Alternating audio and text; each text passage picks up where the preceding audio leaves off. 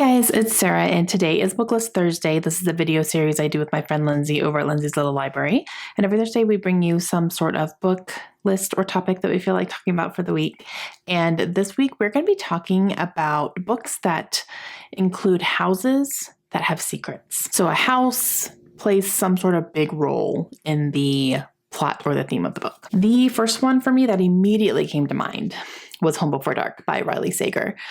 I love this book. This is one of my favorites of his. And this one involves a house that is believed to be haunted. It has that reputation.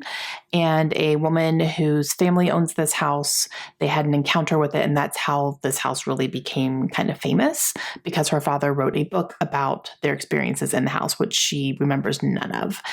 And it is about her going back to this house because she has inherited it, and her discovering what is actually going on with the house and what her memories are serving and all those types of things.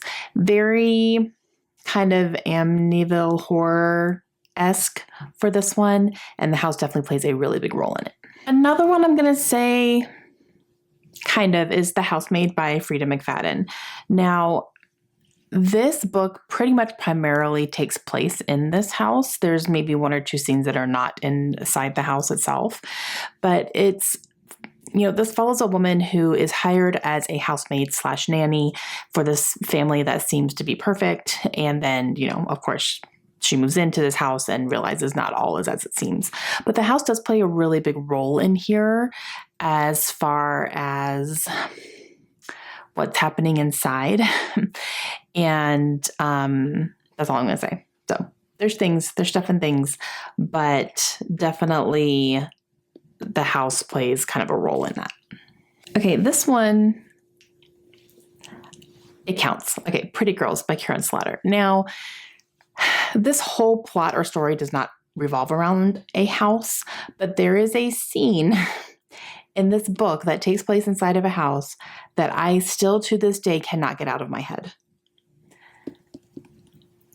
It's literally one scene, you guys, and it has stuck with me for so long. I read this the last time we were stationed in New Mexico, which was, we left here in 2018. It's been so long since I've read this book, but I still vividly remember a scene in a house that happens in here. And so when I thought about it, I was like, oh, that house scene from Pretty Girls. So that's why I'm going to include it in this one. Another one that definitely involves a house is The Last House on the Street by Diane Chamberlain. Now, this one is a dual timeline type thing. So you're going back and forth and seeing the house in its present state and who's living in it versus the house in the past and who was living in it and what was happening at the time. And I wouldn't go so far as to say the house plays a major role or anything, but the house is a big focus in the book for sure. And because of who was living in it and what was happening and, all that kind of stuff. And then the last one I have is The Minuscule Mansion of Myra Malone. This is by Audrey Burgess. This one involves a house in two different ways. It does involve a house, a mansion that is occupied, that is in a family that has been passed down from generations, and it is standing and existing and someone's living in there. It also involves miniature houses because that is what Myra does as her job. She builds miniature houses and she shares them on a blog. And the thing that makes this definitely a house focus is that the mansion and the house that she is building publicly on her blog is the same house down to a very minute detail of the mansion that is actually existing, even though she has no idea that it is and has no idea about this house or this family or anything that's living in it. So the house definitely plays a big role in the plot of this book. And it's really good. Okay, guys, I hope you guys enjoyed those recommendations. I have read and really enjoyed all of these books.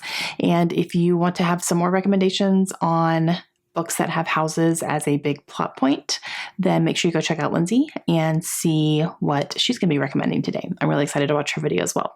And we will see you guys again soon. Have a great day.